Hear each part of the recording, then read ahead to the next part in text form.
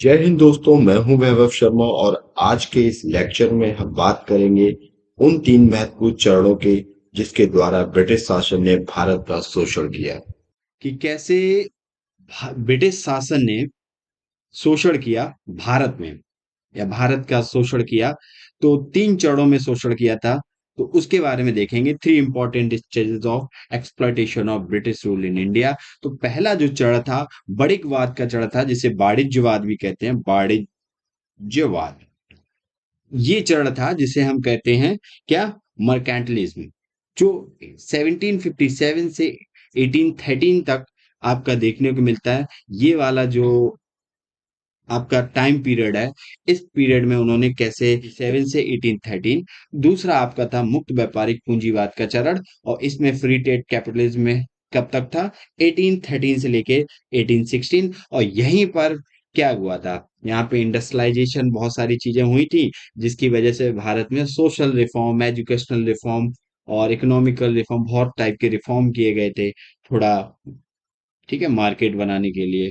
और वहीं हम तीसरे चरण की बात करें तो तीसरा 1860 से लेकर 1947 तक है, जिसे वित्तीय पूंजीवाद, मतलब फाइनेंशियल कैपिटलिज्म कहा जाता है, नाम दिया गया। तो तीन चरणों में, स्टेजेस में ब्रिटिश शासन सरकार ने क्या किया था, भारत पर रूल किया था। तो पहला ये था, दूसरा तो एक एक करके हम देखेंगे। तो अभी हम देखेंगे बणिकवाद, जिसे कहते हैं मर्केंटलिज्म। बणिकवाद, बणिकवाद जिसे हम कहते हैं मर्केंटलिज्म। और बणिकवाद का अगर मतलब देखा जाए तो बणिकवाद का मतलब यहाँ पे वाणिज्यवाद भी कह सकते हो। बणिकवाद का मतलब होता है कि वैश्विक स्तर पर क्या है, अपने आर्थिक हितों के लिए व्यापार करना, मतलब आर्थिक हितों के लिए क्या करना, आर्थिक हितों के लिए व्यापार करना, ये बणिकवाद है, इसका मतलब है। ठीक है, तो हम ये देखते हैं कैसे बणिकवाद ये था। तो क्या था वहां पे, ब्रिटेन था, ये है ब्रिटेन। अब ब्रिटेन में क्या थी, ब्रिटेन में ब्रिटेन संसद थी, ब्रिटिश संसद थी, ब्रिटिश संसद, या कह सकते हो सरकार, जो इसको क्या कर रही थी, कंट्रोल कर रही थी, जो भी है। अब यहाँ पे क्या हुआ, यहाँ पे बात है, यहाँ पे 18 आपकी 1600, 1600 की, 1600 के लास्ट में क्या हुआ कि एक ईस्ट इंडिया कंपनी थी, एक निजी कंपनी थी, प्राइवेट कंपनी थी। क्या थी, एक प्राइवेट कंपनी थी, और उस प्राइवेट कंपनी का नाम क्या था, ईस्ट इंडिया कंपनी, जो मतलब इधर आई थी, उसका ईस्ट इंडिया कंपनी। ठीक है, वो ईस्ट इंडिया कंपनी क्या थी, एक निजी व्यापारिक कंपनी थी, एक ट्रेडिंग कंपनी थी, ट्रेड करती थी। जैसे अपने भारत में बहुत सारी ट्रेडिंग कंपनी है, तो वैसे ही ईस्ट इंडिया कंपनी एक ट्रेडिंग कंपनी थी। और इसने क्या किया था, इसने 1600 में एक शाही फरमान क्या किया, एक शाही फरमान, जो अधिकार पत्र था, शाही जो वहां की मोनार्की चल रही थी उस टाइम वहां पे भी, तो मोनार्की थी, तो वहां पे एक शाही अधिकार पत्र द्वारा व्यापार करने का अधिकार दे दिया गया इसे, कि एक शाही पत्र पे लिख दिया गया, जाओ आप ईस्ट इंडिया, ये ब्रिटेन के ईस्ट में जाओ, आप व्यापार करो जाके, एकाधिकार। अच्छा, यहाँ पे मोनोपोली उसके साथ थी, ट्रेडिंग थी यहाँ पे। तो महारानी एलिजाबेथ प्रथम थी, उन्होंने घोषणा पत्र जारी कर दिया, एक मैनिफेस्टो जारी कर दिया। और उस मैनिफेस्टो में क्या कह दिया कि आप जो ब्रिटेन के ईस्ट में है वहां पे आप व्यापार कर सकते हैं। संघर्ष होता रहा, संघर्ष होते होते क्या हुआ, संघर्ष होते होते ईस्ट इंडिया कंपनी पहले, सबसे पहले सूरत में आई, और सूरत के बाद क्या हुआ, सूरत के बाद दीजिए, जैसे 1608 में सूरत पे पहुंची, सूरत में वहां पे उसने व्यापार व्यापार एक स्टार्ट किया, फिर उसका कॉन्फ्लिक्ट हुआ पोर्तुगीज डचेस के साथ। और इसके बाद फिर कंपनी क्या थी, 1757 की बात की जाए, अब हम अपने पॉइंट पे आते हैं, क्योंकि बड़ी बाद हमारा कब स्टार्ट हुआ था, 1757 से लेके 1813 तक। अब 1757 में एक वॉर हुई, प्लासी का युद्ध, प्लासी की लड़ाई, प्लासी वॉर हुई। और प्लासी वॉर में क्या हुआ, ब्रिटिश शासन जीत गया, यहां से ईस्ट इंडिया कंपनी ने अपना ट्रेड करना स्टार्ट कर दिया, साथ साथ में एडमिनिस्ट्रेशन पावर भी स्टार्ट कर दी थी। ठीक है, कि उसे पता लग गया कि यहाँ ट्रेड करने के लिए हमें थोड़ा एडमिनिस्ट्रेशन, प्रशासनिक तौर पे भी हमें यहाँ पे अवेलेबल रहना होगा। तो हम ये बात करते हैं, ये तो था थोड़ा बैकग्राउंड। अब ये है ब्रिटेन।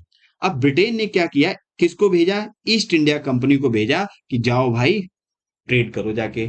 अब भारत क्या था उस टाइम, भारत ब्रिटेन की सबसे बड़ी कॉलोनी थी। भारत क्या था बेटा, ब्रिटेन की सबसे बड़ी कॉलोनी थी। तो ईस्ट इंडिया कंपनी कहाँ पे आई, क्या करने आई थी, ये व्यापार करने आई थी, ट्रेड करने आई थी। और ट्रेड करने किसके साथ आई थी, ये ट्रेड करने आई कहाँ पे, अगर इसको देखा जाए तो ये ट्रेड करने आई थी सबसे, ये 1757 में क्या हुआ था, प्लासी के वॉर में बंगाल, बिहार, उड़ीसा, यहाँ पे उसका इस्टेब्लिश हो गई थी। ब्रिटिश गवर्नमेंट, जो भी ईस्ट इंडिया कंपनी थी, वो इस्टेब्लिश हो गई थी यहाँ पे प्लासी के वॉर के बाद। ठीक है, तो यहाँ पे क्या था, आपका बंगाल था, बंगाल पूरी टेरिटरी, जिसके अंदर आपका पश्चिम बंगाल है आज का, बिहार है, झारखंड है, और उड़ीसा है, ये सारे क्षेत्र, और रिसेंट का बांग्लादेश है, असम है, ये सारे क्षेत्र आते थे आपके किसमें, ये सारे मंगा आपके बंगाल टेरिटरी में आते थे। तो बंगाल में क्या था, बंगाल में ट्रेड करने के लिए उसने स्टार्ट किया। बंगाल से जो भी रेवेन्यू मिलता था, मतलब क्या, जो भी राजस्व मिलता था, उस राजस्व का क्या करती थी कंपनी, उस बंगाल का जो भी राजस्व था, उससे क्या करती थी, उससे बंगाल का जो तैयार माल था उसको खरीद लेती थी। बंगाल का, बंगाल का जो तैयार माल था, उसको क्या करती थी, बंगाल के तैयार माल को खरीद लेती थी। अब बंगाल का तैयार माल खरीदती थी, उस टाइम रॉ मटेरियल नहीं खरीदती थी, एकदम प्रिपेयर्ड मटेरियल खरीदती थी। अब जब तैयार माल खरीदने लगी, अब तैयार माल में क्या होता था, तैयार माल में अगर देखा जाए तो हस्तशिल्प, जो हैंडक्राफ्ट होते थे, हस्तशिल्प, हाथ से बनी चीजें होती थी। और तैयार माल में क्या, मसाले होते थे, स्पाइसेस होते थे, मसाले होते थे, जो भी स्पाइसेस, भारत तो इसके लिए बहुत ज्यादा फेमस था। और इस सारे तैयार माल को कहाँ बेच देती थी, भारत से ले जाके विदेशों में, अपने ब्रिटेन में बेच देती थी। विदेशों में क्या करती थी, फॉरेन कंट्रीज में, यूरोप में ले जाके क्या करती थी, बेच देती थी। मतलब वो क्या करती थी, भारत में स्टैब्लिश हो गई, ट्रेड करने आई, भारत से सस्ते में माल उसने लिया, एक तो राजस्व वसूली कर रही है, और उसी पैसे से क्या करती थी, भारत के माल को खरीद लेती थी। और भारत के माल को क्या, जो हाथ से बनी चीजें हैं, मसाले हैं, उनको खरीद कर और क्या करती थी, महंगे दामों में विदेशों में बेच देती थी, ऐसे ट्रेड करती थी। तो ये तो था 1757 से लेके 1813 तक का, जो आपका मर्केंटलिज्म, जो आर्थिक हितों के लिए व्यापार करने आई थी कंपनी। अब आप ये भी देख चुके हैं कि एक ईस्ट इंडिया कंपनी क्या एक प्राइवेट कंपनी थी, और इसने क्या किया था, जो वहां की महारानी थी ब्रिटेन की, एलिजाबेथ प्रथम, उनसे एक, उन्होंने एक मैनिफेस्टो में एक शाही घोषणा पत्र जारी कर दिया था। ठीक है, मैनिफेस्टो में लिख दिया था कि जाओ तुम, ईस्ट इंडिया कंपनी है और उधर जाओ, व्यापार कर सकते हो तुम जाके। ठीक है, तो चलिए, तो ये वाला आपको जो स्टेज है, चरण है, आपको समझ में आया होगा, बणिकवाद या वाणिज्यवाद या मर्केंटिलिज्म क्या था, इसके बारे में समझ में आया होगा। तो 1757 से लेके 1813 तक कैसे उसने ट्रेड किया, हर 20 साल पे बड़ा, जैसे आपका एक्ट आया 1773 का एक्ट आया, इसके बाद फिर आपका 20-20 साल करके ऐसे एक्ट आया 1813 तक। अब हम बात करते हैं दूसरी जगह। अच्छा, यहाँ पे एक और बात की जाए कि बंगाल, हाँ, तैयार माल, तो धीरे धीरे यहाँ पे क्या था, यहाँ पे जो हासिल था और जो भी मसाले थे यहाँ पे, इसलिए वेब ट्रेड ही करने आए। केवल उस टाइम वो एज अ ट्रेडर वर्क करती थी, अपना आर्थिक हितों को देख रही थी। ठीक है, यहाँ पे ईस्ट इंडिया कंपनी यहाँ पे भारत पे शासन नहीं कर रही थी, छोटा मोटा एडमिनिस्ट्रेशन पावर संभाले थी, जिससे राजस्व राजस्व वसूली कर सके, ये सारी चीजें। अब हम दूसरा चरण देखते हैं, और दूसरा चरण हमारा क्या था बच्चों, दूसरा चरण था मुक्त व्यापार पूंजीवाद का चरण। कौन सा था, मुक्त व्यापार, व्यापार पूंजीवाद का चरण, पूंजीवाद का चरण, जिसे इंग्लिश में हम कहेंगे, क्या कहेंगे, free trade capitalism, free trade capitalism. ये कब से था, ये 1813 से लेके 1800 1856 1860 तक। अब देखिए, सबसे बड़ी चीज, इसको समझने से पहले हम अभी बाद में देखेंगे, फिलहाल पहले हम इसको समझ लेते हैं कि इसमें क्या था। इस जो टाइम पीरियड में था, इस टाइम पीरियड में ब्रिटिश गवर्नमेंट ने बहुत ही ज्यादा सुधार रिफॉर्म्स लाई थी। सोशल, एजुकेशनल, इकोनॉमिकल, हर टाइप की रिफॉर्म्स देखने को मिले थे। और वो रिफॉर्म क्यों लाए गए थे, अभी हम उसको अच्छे से समझेंगे। फिलहाल तो हम ये देखते हैं कि 20 साल तक बढ़ा दिया था। 1813 में बहुत सारे रिफॉर्म लाए थे। पहले तो हम ये देखेंगे कि ये ब्रिटेन था, और ब्रिटेन को कौन कंट्रोल कर रहा था? ब्रिटिश गवर्नमेंट, ब्रिटिश सरकार, या कह सकते हो संसद। अब यहाँ पे क्या था, यहाँ पे सबसे बड़ी चीज थी, ईस्ट इंडिया कंपनी को भेजा गया था। और किस लिए भेजा गया था? कि जाओ तुम ट्रेड करो जाके, कहाँ? भारत में। लेकिन एक चीज यहाँ पे थी, वो चीज ये थी कि ब्रिटेन में उस टाइम क्या था, उस टाइम यूरोप में क्या हुआ था, उस टाइम यूरोप में इंडस्ट्रियलाइजेशन हो गया था। औद्योगिकरण हो गया था। औद्योगिकरण हो गया था। अब औद्योगिकरण हो जाने से औद्योगिकरण की क्रांति आ गई थी, रेवोल्यूशन, इंडस्ट्रियलाइजेशन रेवोल्यूशन आ गया था। मतलब मशीनीकरण हो गया था, मशीनें बन गई थी। क्या बन गई थी? मशीनें बन गई थी, मशीनीकरण हो गया था। अभी तक जो भी काम हाथ से होता था, एक दिन में 10 प्रोडक्ट बन पाते थे। अब वही मशीन, मतलब 10 लोग मुश्किल से सोचो 20 प्रोडक्ट बना पाते थे। अब वही एक दिन में एक ही मशीन कम से कम 200-300 प्रोडक्ट बना दे रही है एक दिन में। तो प्रोडक्ट क्या था यहाँ पे, जो प्रोडक्शन था वो बढ़ गया था। अब प्रोडक्शन बढ़ गया, उसके लिए मार्केट भी चाहिए थी। अब यहाँ तक मशीनीकरण हो गया था, मतलब क्या कहें, कारखानों में जो कारखाने थे, जो भी इंडस्ट्रीज थी, उनमें क्या हुआ था, कारखानों में मशीनों द्वारा क्या होने लगा था बेटा? मशीनों द्वारा उत्पादन होने लगा था, प्रोडक्शन होने लगा था। मशीन प्रोडक्शन क्या, पहले हाथ से बनाते थे, हस्तशिल्प था, हैंडक्राफ्ट था। तो क्या था, मतलब वहां पे 10 लोग एक दिन में मुश्किल से 20-30 प्रोडक्ट बना पाते थे। अब मशीन मैकेनाइजेशन हो गया तो क्या हुआ? और मैकेनाइजेशन क्यों हुआ? इंडस्ट्रियल रेवोल्यूशन आया, औद्योगिकरण की क्रांति आ गई उस टाइम यूरोप में, तो ब्रिटेन में भी देखने को मिली। और क्या हुआ? मशीनों द्वारा प्रोडक्शन होने लगा। अब मशीनें ज्यादा प्रोडक्शन करने लगी। अब मशीनें ज्यादा प्रोडक्शन करने लगी तो एक समस्या खड़ी हो गई यहाँ पे। अब उस समस्या को हम देखने से पहले पहले ये देखेंगे कि भारत में क्या हुआ। भारत में भारत में जो भी राजस्व आता था, जो भी राजस्व मतलब जो भी रेवेन्यू आता था भारत से, अब उस रेवेन्यू से क्या किया जाने लगा? उस रेवेन्यू से ये किया जाने लगा कि भारतीय कच्चा माल खरीदा जाने लगा। यहाँ पे जो भारत का कच्चा माल था, कच्चा माल in the sense raw material, मतलब यहाँ से रॉ मटेरियल खरीद के लेते थे, और भारत के रेवेन्यू से ही खरीदते थे। और भारत का रेवेन्यू क्या? भारत से ही लोगों से वसूलते थे। और उसी पैसे से भारत का कच्चा माल खरीदते थे सस्ते में। और कच्चा माल खरीद के क्या करते थे, उस कच्चे माल को क्या करते थे, उस कच्चे माल को, ये जो मैकेनाइजेशन हो गया, यहाँ पे भेज देते थे। कच्चे माल की आवश्यकता कहाँ थी? ये मशीनें बन गई थी, इनके प्रोडक्शन में भी। तो अब भाई कोई चीज प्रोडक्शन किसी चीज की करोगे, कच्चा माल तो डालोगे ना, तभी तो आप प्रोडक्शन फाइनल प्रोडक्ट पा पाओगे। तो यहाँ पर इन मशीनों को क्या थी, इसकी आवश्यकता थी, किसकी? कच्चे माल की नीड थी। तो इस कच्चे माल को कहाँ, यूरोप भेज देते थे सस्ते में। अब उसी रेवेन्यू से कच्चा माल खरीदते सस्ते में, और इस कच्चे माल को कहाँ भेज देते थे? इंडस्ट्री में, यूरोप में जो भी ब्रिटेन में इंडस्ट्री थी वहां भेज देते थे। और फिर इस इंडस्ट्री में क्या होता था, इस इंडस्ट्री में वो माल को तैयार किया जाता था। माल कैसा होता था? तैयार माल मिलता था। अब इस तैयार माल, अब प्रोडक्ट तो बहुत हो गया। और उस टाइम क्या था, भारत ब्रिटेन की सबसे बड़ी कॉलोनी थी, औपनिवेशक था। अब इस तैयार माल को मार्केट में बेचना भी है, आप अपने घर में थोड़ी बेच सकते हो, तो उससे कोई आपको लाभ ही नहीं होगा। अब इसको बाहर के मार्केट में बेचोगे तभी तो आपको प्रॉफिट होगी ज्यादा। तो इस तैयार माल के लिए उन्हें एक क्या करना था, एक बायर की जरूरत थी। कोई बायर मिल जाए, खरीद ले। एक मतलब एक टाइप के विक्रेता की जरूरत थी, कि इसे बेचा जा सके। अब बायर कहाँ?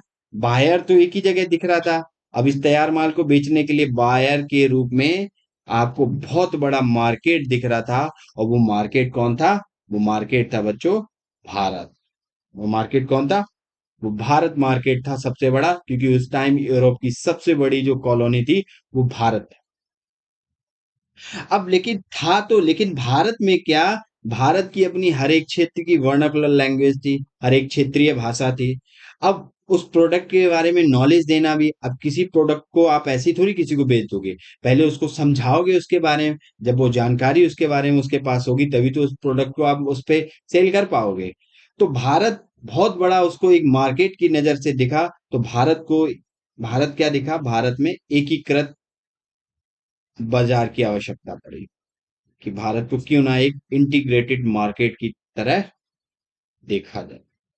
अब इंटीग्रेटेड मार्केट की तरह देखा जाए तो भारत में क्या हुआ, भारत कई सारी रियासतों से मिलकर बना हुआ था, प्रोविंसेस थे छोटे छोटे। अब उन प्रोविंसेस का क्या करना था, विलय करना था।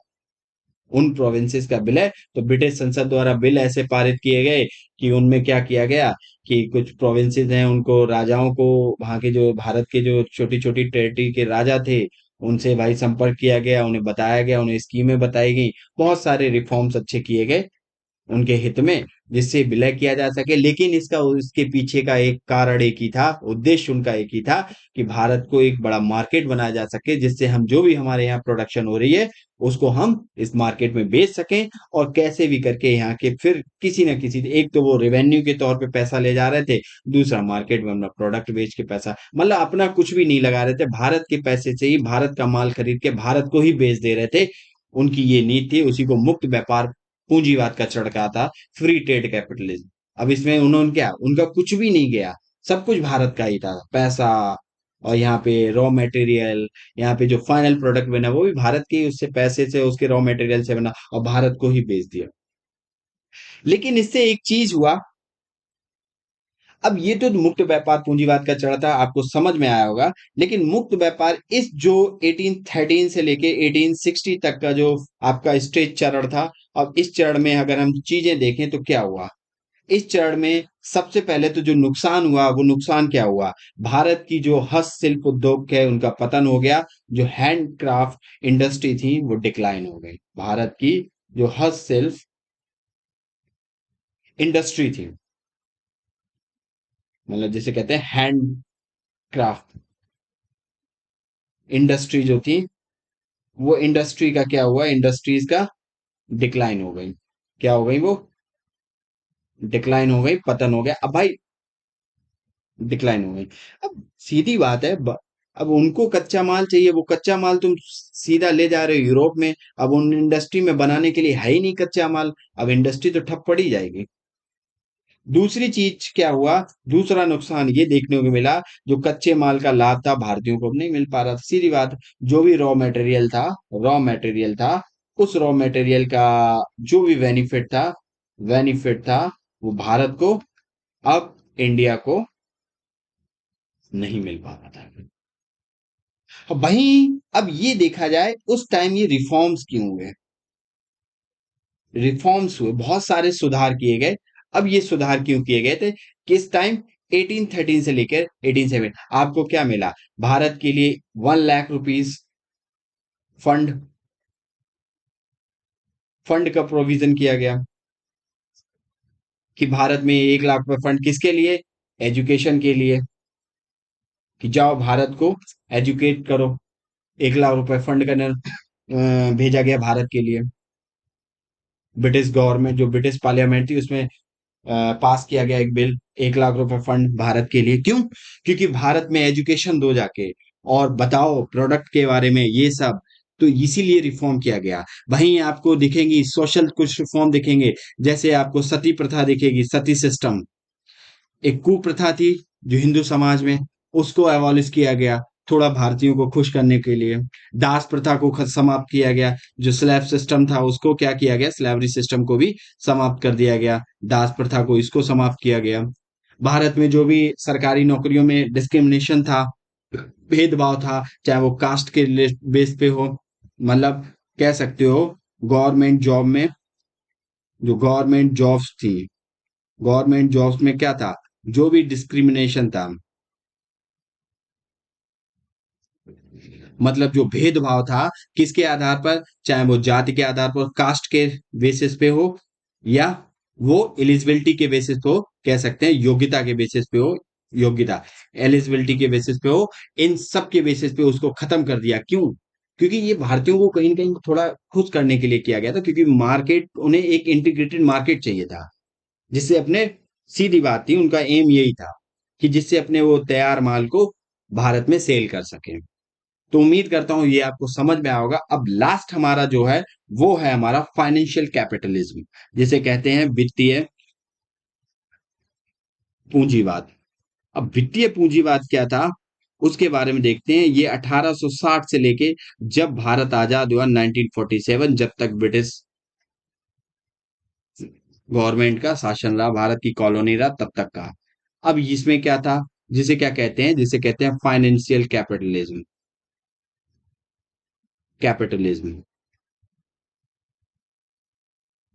लिज्म, कैपिट कैपिटलिज्म, जो भी ये देख लेंगे।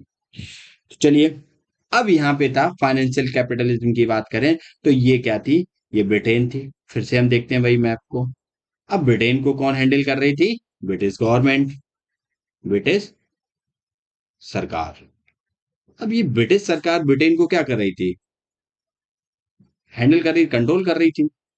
अब यहाँ पे क्या था, यहाँ पे जो, अगर हम अब देखें कि ब्रिटिश सरकार किसको कंट्रोल किया, अब ब्रिटिश सरकार पूरी तरह से उसका क्या हो गया था, यहाँ पे 1860 में क्या हुआ था, जो आपकी वॉर हुई थी, और उस वॉर में क्या हुआ था कि यहाँ पे कि ईस्ट इंडिया कंपनी पूरी तरह से, मतलब उसको समाप्त कर दिया गया। उसके जो ट्रेड थे, ट्रेडिंग राइट्स थे, या एडमिनिस्ट्रेटिव तरीके से जो भी राइट्स थे, सारे सारे फिनिश कर दिए, और वो वापस ब्रिटेन चली गई।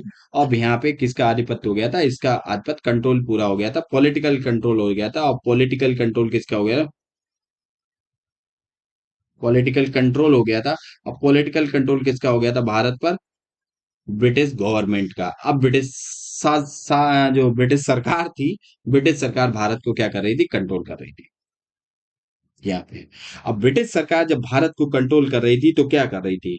वहां से रिवेन्यू भी मिल रहा था, कुछ रिवेन्यू, राजस्व मिल रहा था। राजस्व तो अभी भी मिल रहा था। अब उस राजस्व से क्या करती थी? भारत के ही रॉ मटेरियल को खरीदती थी, रॉ मटेरियल को खरीदती थी। अब इस कच्चे माल को खरीद के क्या करती थी? जो इंडस्ट्रीज थी, औद्योगिक इकाई थी, जो भी इंडस्ट्री यूनिट थी, औद्योगिक जो भी इकाई थी, जिन्हें इंडस्ट्री यूनिट कह सकते हो। अब इन इंडस्ट्री यूनिट में क्या करती थी? इन इंडस्ट्री यूनिट में, इन इंडस्ट्री यूनिट में ये कच्चे माल को भेजा जाता था। अब ये इंडस्ट्री क्या करती थी? ये कच्चे माल का क्या करती थी? प्रोडक्ट बनाती थी। अब प्रोडक्ट बना के क्या करती हैं? उत्पाद जो भी बनाती थी, उस उत्पाद को क्या करती थी? भारत में बेचती थी। फिर भारत में क्या करती थी? क्योंकि जो अब भारत क्या था, भारत इस टाइम एकीकृत मार्केट बन चुका था। भारत एक एकीकृत बाजार हो चुका था, अप्रोक्सली। अब एकीकृत बाजार हो चुका था, तो यहाँ पे भेजा जाता था ये तैयार माल। और फिर यहाँ से जो भी खरीदते थे वो पैसे से फिर कच्चा माल खरीदते थे। फिर मतलब एक तरह से भारत से पैसा हर तरीके से वो ले जाने की कोशिश कर रहे थे यहाँ से। और भी इन इकाइयों में होता था, जैसे कुछ यहाँ पे रेल के डिब्बे बनते थे। लौह इंडस्ट्री थी, जो लौह इस्पात, आयरन एंड स्टील इंडस्ट्री, इस्पात जो उद्योग थे, आयरन एंड स्टील इंडस्ट्री, इनमें प्रोडक्शन होता था। अब ये प्रोडक्शन से जो भी प्रोडक्शन हुआ उसका निवेश करते थे, और इन्वेस्टमेंट इन्वेस्टमेंट से क्या करते थे? भारत में रेलवे और डाक, बहुत सारी जो सुविधाएं थी, लेकिन वो सुविधाएं अपने ही ट्रेड के लिए कर रहे थे, वो अपने ही फायदे के लिए, भारत के लिए नहीं कर रहे थे एक तरीके से। ठीक है। और तो ये जो पूरा था, ये 3 चरण में आपने देखा कि पहला चरण था आपका मर्केंटलिज्म, बड़ी बात। दूसरा मुक्त व्यापार पूंजीवाद। तीसरा आपका था वित्तीय पूंजीवाद। और इन तीनों ही चरणों में क्या किया? ब्रिटिश शासन ने भारत का शोषण किया। ठीक है। भारत कॉलोनी रही इन तीनों ही चरण में। तो कैसे कैसे ये तीनों ही हमने समझ लिए हैं अच्छे से। और मेन चीज यहाँ पे ये है कि जैसे इन्वेस्टमेंट किया, तो यहाँ पे एक क्वेश्चन जैसे आपके लिए बनता है कि रेलवे ने भारत का आधुनिकीकरण जो किया, वो क्या आप इस चीज से सहमत हैं कि वो यहाँ पे आधुनिकीकरण हुआ, मॉडर्नाइजेशन हुआ रेलवे का, उस भारत के हितों के लिए किया था उन्होंने? नहीं। तो चलिए इस पे सोचिए।